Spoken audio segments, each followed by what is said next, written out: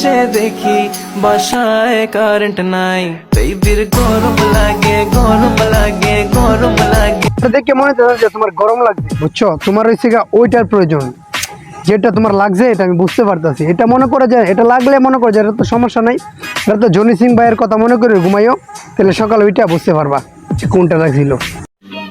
समझ रहे हो समझ रहे हो ना? এত গরম কে? মানে টিকটক নামের প্রাণীগুলো এত নিকৃষ্ট হয়ে গেছে যে যেখানে পারে এখানে ক্যামেরা ধরে ভিডিও শুট করে আর বলে যে এত গরম কে।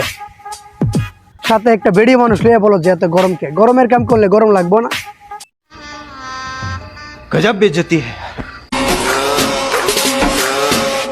এত গরম কে?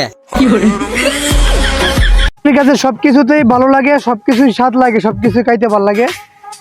আর ওই প্রাণীগুলো সব জায়গাতেই গরম লাগে, খাইতে বইতে ফুইতে আর করতে সব জায়গাতেই গরম লাগে। আর করতে সব জায়গাতেই গরম লাগে।